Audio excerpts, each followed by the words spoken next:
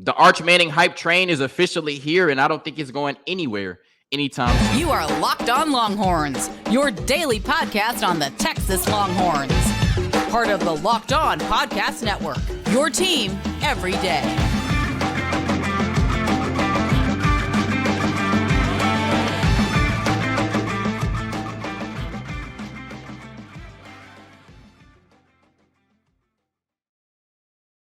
Locked On Longhorns, the show. Jonathan Davis, your host. Today's episode of Locked On Longhorns is brought to you by FanDuel Sportsbook, the official sportsbook of Locked On. Make every moment more. Visit FanDuel.com/Locked On today to get started. And on today's episode of Locked On Longhorns, a lot of quarterback talk. Arch Manning, Malik Murphy. Should there be a healthy quarterback competition this season for quarterback two? All of that and more on today's episode of Locked On Longhorns, part of the Locked On Podcast Network, your team every day. We are now 16 days away from Texas football, 9 days away from college football, period.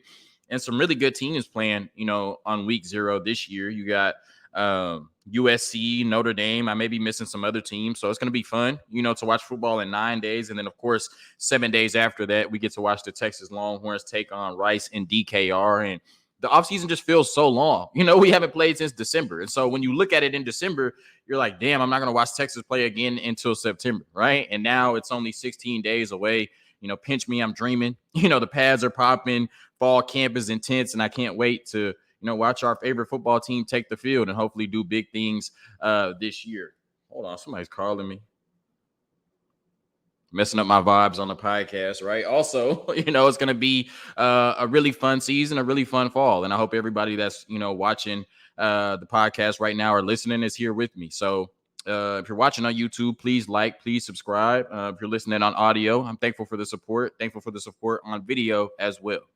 So today we're talking about Arch Manning, and with his last name, that brand, there's going to be a story about Arch Manning almost every day, right? People can't wait to talk about Arch Manning. People can't wait to use his name and his brand for engagement, whether it's about football or not, right? And we've known that since June 23rd of last year when he committed to the University of Texas, even when he lost his student ID, right? That was like a huge deal on Twitter, like a kid losing his student ID.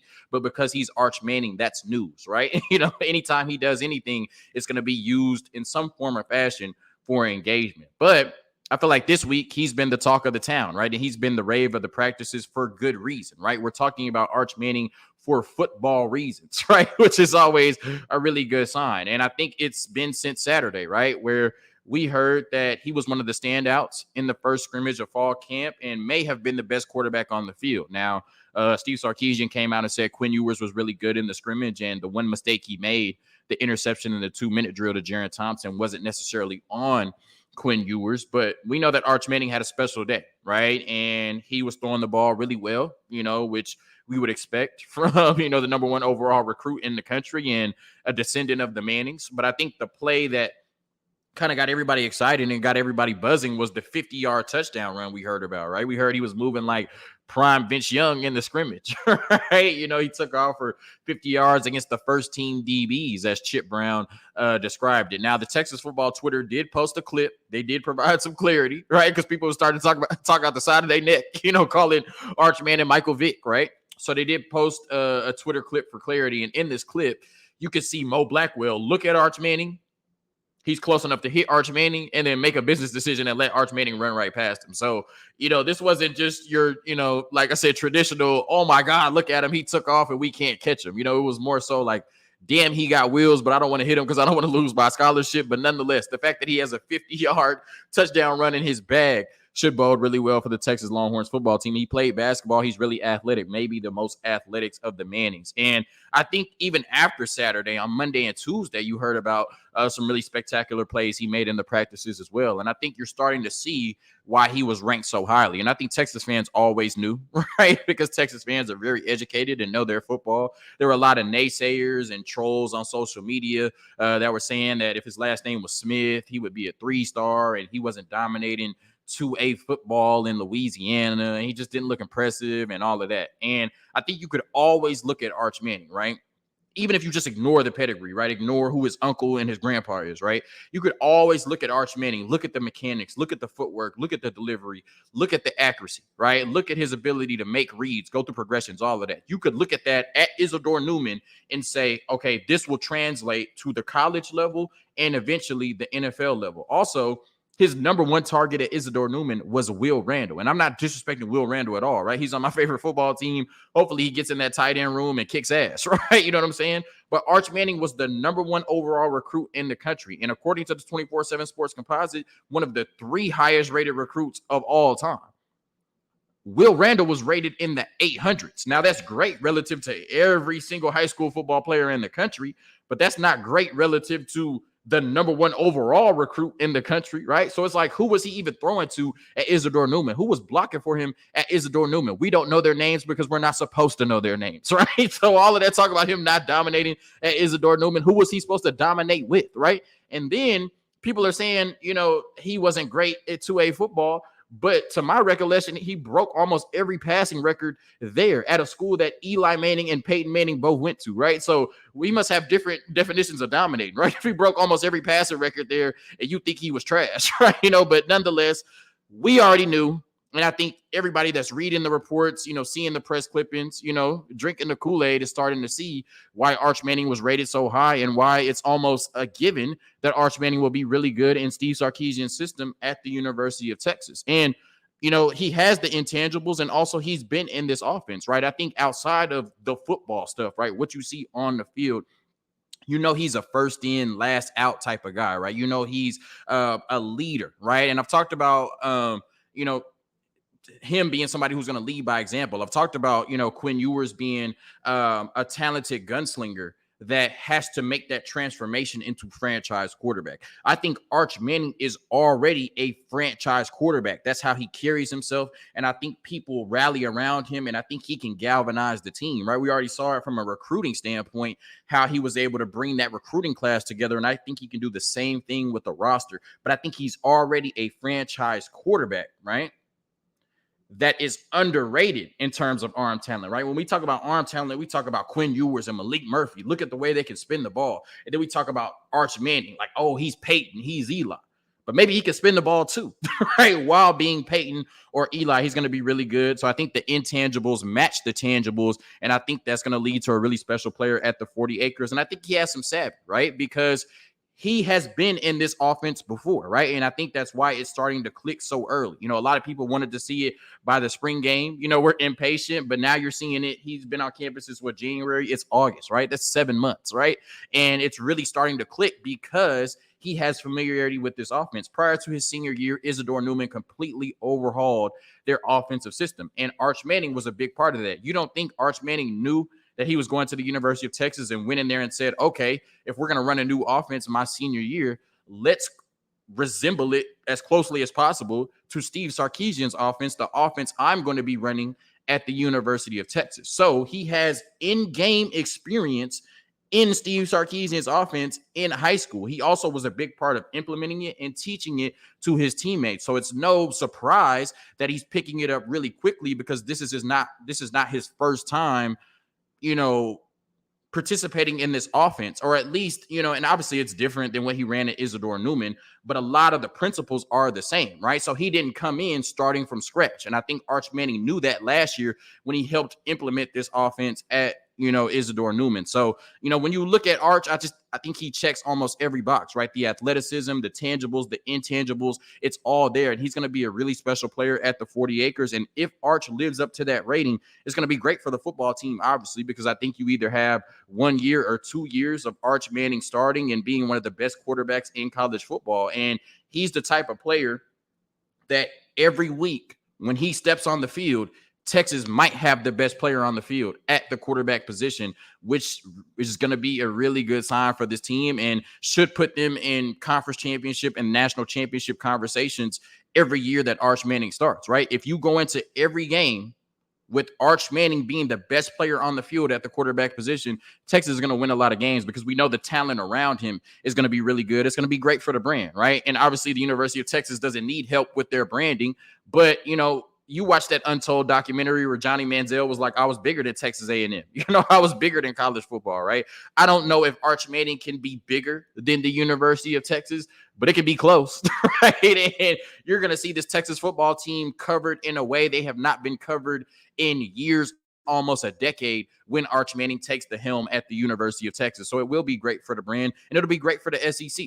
Archie, Eli, and Peyton all played in the SEC, and now, he's not their son, but the native son, the next Manning, playing his football in the SEC will be great for, the best conference in college football, where it just means more. So really starting to see, the Arch hype pick up, and it's for good reason, right? It's not just a bunch of people behind a keyboard that's bored putting out stories about Arch Manning. He's really going out there in live practices and scrimmages and dominating at a high level. And everybody that saw him at Isidore Newman knew it would translate to the highest level in college football, and so far so good, right? And hopefully that stays the same way when he steps on the field in DKR. Quick word from our sponsors, and then we're talking about Malik Murphy and Arch Manning. Should there be a competition for quarterback 2 going into this season? We discuss.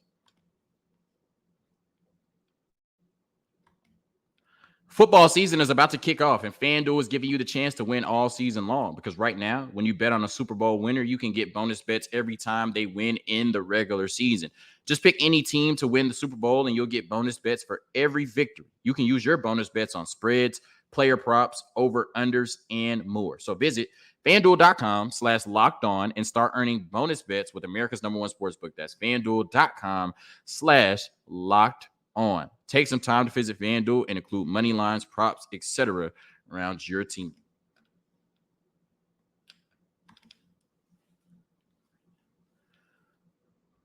All right, so now we're talking about what may be controversial, but I'm asking if there should be a healthy quarterback competition for the backup quarterback behind Quinn Ewers this year. I don't think in any scenario there's going to be any threat to Quinn Ewers' job this year, nor do I think there should be, right? And I think he's more than earned the opportunity to go out there and, be a really special player for the Texas football team this year, even if he struggles, right? I don't foresee Quinn Ewers struggling to the point this year where Steve Sarkisian has to consider, replacing him with Malik Murphy or Arch Manning. But we know there's been somewhat of a soft, right? I'll say a soft competition for quarterback 2 at the University of Texas, one that Malik Murphy really has had a stranglehold the entire offseason. If we remember, I think the first 3 spring practices, Arch Manning was working with the 2s because Malik Murphy was not able to participate. But when he came back, he immediately slotted into that number 2 spot. And then when we saw the spring game, we saw why, right? Because that was our first time seeing any real action from Malik Murphy, and he was special, right? I know it was a simulated, scenario. He wasn't necessarily going against the first team defense, but I saw what I saw, right? And he looked special with the arm talent and just his presence, right? That's what Peyton Kirkland talked about in an interview, his presence, right? And the way that the team just, rallies around him and he can galvanize them, similar to the way I talked about Arch Manning in the first segment, right? But now, that fall camp has started, right? We're starting to hear a lot of positive things about Arch Manning and some not so positive things about Malik Murphy. Now, nobody's out here saying that Malik has been trash or anything like that, right? I don't even like using that word when we're talking about college athletes. But I just think Malik, compared to Quinn Ewers and Arch Manning, based on what we've heard, right, it has not been the same, right? He has not looked as good as Arch or Quinn Ewers based on what we've read. And you have to take all of these practice reports with a grain of salt, because a lot of times the media is only out there for 20, 25 minutes at the most. They practice for 2 hours, right? So it's like your media is going off of what they saw for 20 minutes of a 2-hour practice. And then they're going off of what they got from their sources after that, right? But they're not out there watching the entire 2-hour practice, but we're reading the reports and soaking in the reports as if they are out there watching the entire practice, right? So if they're out there saying Malik Murphy is struggling or still developing or whatever, it may not be the full story because they're not seeing the entire practice, right? They're going off of what somebody is telling them and then relaying that to us. So we just always have to take those reports with a grain of salt. But if it is true that Arch Manning is outplaying Malik Murphy already at this stage as we step into this 2023 season, then I think we have to have a real conversation about who should be quarterback 2 going into the first game on September 2nd. And, I know this is a little controversial. The last time I talked about Arch Manning and Malik Murphy and Arch possibly taking Malik's spot, I got called all kind of names, so let's try to keep it PG-13 now. But I'm a Texas fan first. I love Malik Murphy, obviously. I love Arch Manning, obviously. But I'm a Texas fan first, and I want the best players on the field. And when you look at it, the backup quarterback for this team this year, that's a really important position, right? Because this is a team that has Big 12 championship aspirations, right? We saw last year that all it takes is one hit for your starting quarterback to be out. Can you still be a championship level team if Quinn Ewers gets hurt? And I think we have the talent in that room in Malik Murphy and Arch Manning to certainly step in and be able to still be the favorites to, hopefully get to the Big 12 championship and win it. But if everything we're hearing out of practice is Arch Manning has taken that next step and he looks better than Malik Murphy, then why should we go into the season with Malik Murphy being quarterback 2 just because he has the experience? It should be a meritocracy, right? It should be the best players on the field or the best players in a position to get on the field, right? I don't care if David Bender's been here 4 years and Anthony Hill's been here X amount of months. If Anthony Hill is better than David Bender, put him on the field, right? When Kelvin Banks got here last year, it didn't matter who was experienced at left tackle. Kelvin Banks was the best player on the field. You put him on the field, and that led to a freshman All-American season. So I understand Malik Murphy has all the talent in the world. I understand he has the experience edge over Arch Manning. But if he's not better than Arch Manning at this stage, if he's not performing better than Arch Manning at this stage, then Arch Manning needs to be quarterback 2 going into the season, because we've seen with Quinn Ewers, his junior year of high school, his last year he started in high school, and last year he has missed games both times. You cannot rely on Quinn Ewers being fully healthy this season. In fact, I don't have this stat exactly right, but I remember seeing it, a few months ago. Over the last 15 years, I think there's only been 2 seasons where Texas did not start the same quarterback for every game, right? So we've started multiple quarterbacks in like 13 out of the last 15 seasons, right? So there might be a scenario in which you have to start Malik Murphy or Arch Manning this year. And if Arch Manning has already shown you, like I said, based on the reports, if they're true, I don't know if they are or not, right? I'm not at practice. But if what I'm reading is true, then why would Arch Manning not be quarterback 2 over Malik Murphy? Because if something happens to Quinn Ewers and Arch Manning is our best option behind Quinn Ewers, what sense does it make to put Malik Murphy in? And we've seen true freshman quarterbacks that have come in and excelled in this exact scenario, right? Trevor Lawrence was behind, I forgot his last name, but he did not start right away as a true freshman. Things were not going well for Clemson. They put Trevor Lawrence in, and they end up winning the national championship his true freshman year by 28 points against Alabama. Tua comes in as either a true freshman or a redshirt freshman. I think he was a true freshman, where Jalen Hurts was struggling and they didn't feel like they could win the national championship. They put Tua in and won the national championship, right? And then Caleb Williams, when Spencer Rattler was not getting the job done, they put him in, and he leads Oklahoma to the biggest comeback win in Red River rivalry history, right? Those are just 3 examples. There are a ton more. So, like I said, just because Arch Manning is a true freshman quarterback does not mean that he cannot be an asset for this Texas football team or come in and win games for this Texas football team this year. And if he looks better than Malik Murphy right now, if he is better than Malik Murphy right now, then get rid of the experience. Throw that out the window. Arch Manning needs to be quarterback 2, because there is a chance that we're going to have to rely on our backup quarterback to win games this year. And I am a Texas fan first and foremost, and I want the best players on the field. So this is not me saying that Malik Murphy is bad. This is not me saying Malik Murphy does not need to play for this Texas football team.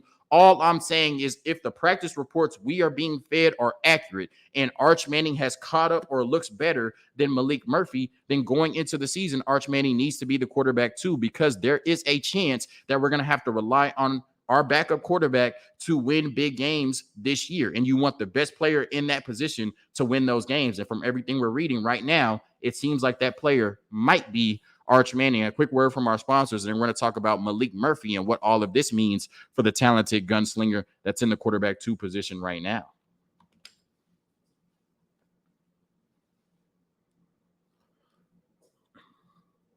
So the question I'm responding to is, what could all of this mean for Malik Murphy, right? If Malik Murphy were to go into the season as quarterback 3 rather than quarterback 2 if Arch Manning were to take that spot, or if next year Arch Manning were to win the quarterback battle, which most people feel like he will, over Malik Murphy. What does this mean for Malik, right? And I think Malik really has to sit back and look at his options and make a tough decision, right? Now, I think that he still will go into the season at quarterback 2. And I think that he's done some really good things this offseason, even if Arch Manning is starting to take that next step and looks, really good right now, maybe even looks better than Malik. I still think Malik has brought a lot to this football team. And even if he's struggling in practice, I would think, based on what Steve Sarkisian said in his presser, that it's more good than bad, right? You just want to, keep the consistency with the spectacular plays and limit those plays, those boneheaded plays that end up in, turnovers and, failed drives and things like that. So I think that, Malik Murphy has been really good. I also think there's a gamer element to it, right? Maybe he's not the best in practice, but when we saw him in the spring game, he lit it up, right? So he could be one of those players that, it just doesn't all the way click in practice. And then he gets in front of those lights, he gets in front of that crowd and he goes crazy. That could be a thing too. And if Malik Murphy is quarterback 2, I'd be all for it. And I'm very excited to see him in some games this year. But like I said, I think Malik Murphy has to weigh his options and make a tough decision, right? Because you're looking at a scenario in which this year, even if he's quarterback 2, he may see the writing on the wall. And he may look at a scenario and say, I'm not sure I can beat out Arch Manning next year, right? Even if it's not just purely off talent, right? Because we know that there's going to be a lot of people pushing for Arch, saying you can't sit Arch on the bench for 2 years. You can't risk Arch Manning transferring. These are going to be real conversations that are had, whether they're, on the table or behind the scenes, right? These are conversations that are going to be had. And I think Malik Murphy, whether it's fair or not, has to factor that in, right?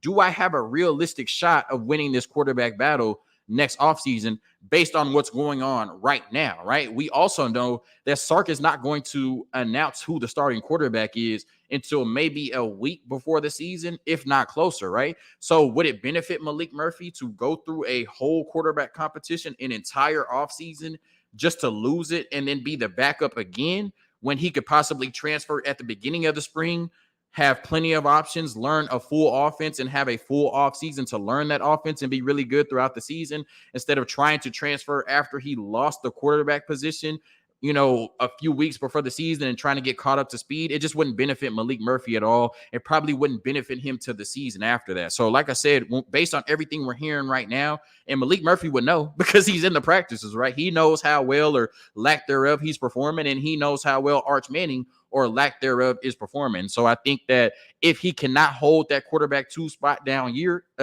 this year or going into next season, it looks bleak that he'll win the quarterback job. Then I think he needs to make some tough decisions and really weigh his opportunities. And he may have to look at it and say, I really want to play at the University of Texas. I really want to play for Steve Sarkisian. But if that's not likely, then I may need to move on right now to give myself the best chance to succeed at my next destination. So I'm not trying to put Malik Murphy in the transfer portal. If he wins the quarterback 2 job and wins the quarterback 1 job next year, I will be really happy. I'm a Texas fan first and foremost, regardless who the last name of our quarterback is, right? But, like I said, he has to look out for Malik Murphy before he has to look out for the University of Texas.